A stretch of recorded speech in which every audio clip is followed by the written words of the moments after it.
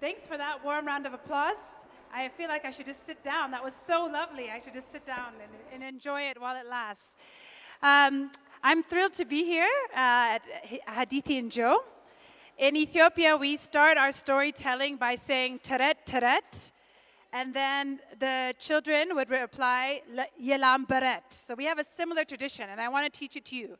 So I'll say teret teret, and you say yelam beret. So let's practice. Yelam beret. Okay, that was not good, but that's okay. Well, we're short on time. I have 8 minutes. We'll do it anyway. So teret teret. Let me tell you a story.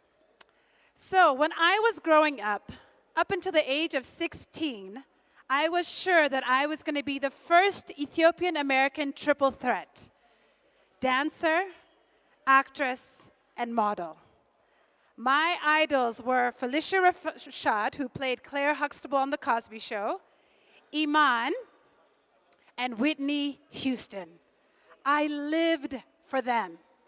I would cut out their pictures from magazines, and the first tape I ever got in my life was Whitney Houston's first album, which my Pentecostal Ethiopian mother quickly threw into the trash, and I quickly retrieved after she went to bed. But I loved these women, and nothing anyone could say to me could tell me that I was not destined to follow in their footsteps, that I one day myself would not be acting on a stage, singing in front of thousands of people, and walking the catwalk. Some of your faces look very surprised at this, but I believed it with all of my heart up until the age of 16. Before I tell you what happened to me at the age of 16, let me give you some backdrop. I grew up in a small southern town in the southern part of the United States called Greenville, South Carolina. A very conservative, very religious, and at times racist town. So when I was growing up in middle school, we had superlatives at the end of 8th grade. And the superlatives were like any other typical superlative at any other middle school or high school. The most athletic, most likely to succeed, the best leader, and of course, best looking, which is what I was after because I knew my future was meant to be just like Iman's. Well, thanks to my very conservative, religious, and sometimes racist hometown, there were 2 categories for each of these things: best white athlete, best black athlete. Most likely to succeed, white person. Most likely to succeed, black person. Best looking, black female. Best looking, white female. This is all true. And of course, when it came to 8th grade, because I knew I wanted to be a model, who do you think was vying and hoping and praying that she would be elected best looking black girl? Me. And who won? Me. So, thank you so much. So I was on my way, my first kind of stake in the road that indeed I was destined to be a triple threat. The next thing I had to conquer in my portfolio of skills was singing. So, thanks to my, again, conservative, religious, and sometimes racist hometown, I auditioned for the lead role in the church we were attending at the time's spring musical, which required extensive singing, lots of high notes, lots of runs, and all kinds of blessed notes in between. And I like to sing. I sang all the time. I knew all of Whitney's songs, front and back, that I was, illicitly listening to under my pillow at night. But nonetheless, I had mastered the songbook. When I got to the audition, all the people there were lots of people, everybody was white except for me. Everybody else went and sang a song. They listened to their song. The person sat down, except for me. They took one look at me, saw that I was brown, and assumed that I could sing, and told me, "You get the part." And sure enough, 6 months later, I stood in front of this big stage, sang my heart out, notes all over the place. I didn't hear the notes. All I knew was that, check, I've gotten prettiest girl. Check, I've gotten lead in the musical for singing, and I was doing some acting. So my career was on its way. So, in this time, as I'm building my career, my parents were busy building a church.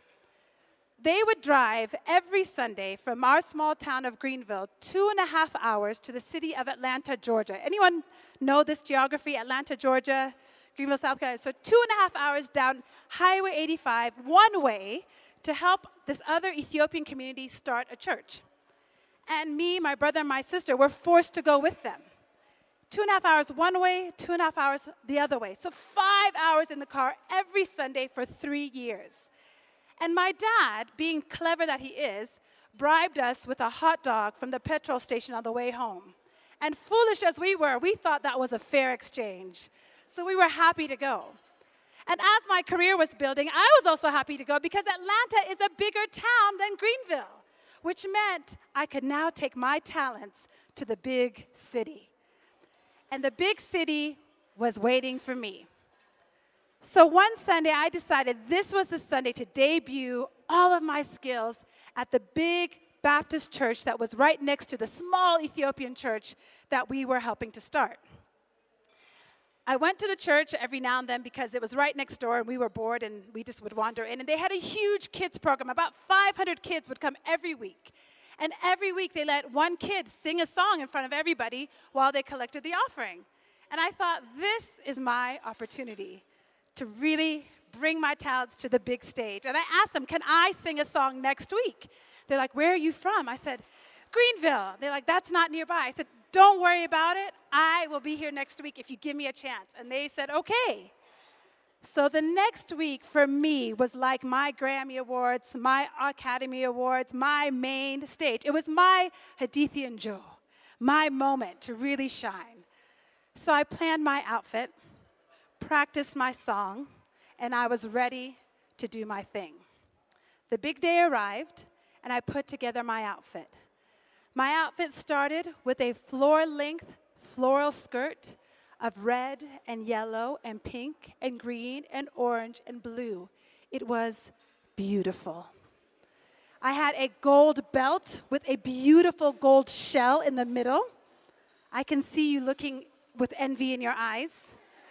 I had a beautiful blue silk blouse with gold buttons that I am sure that Claire Huxtable herself would have worn on The Cosby Show. And to top it all off, I decided that this outfit, this moment, this debut of my talents also required a hat. Somehow I convinced my sweet mother to take me down the road to this little shop to buy a hat to complete my outfit.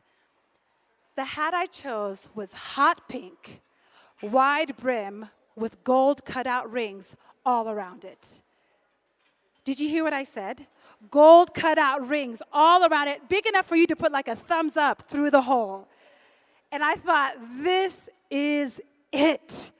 I have put into a package all of the color and the talent that is within me.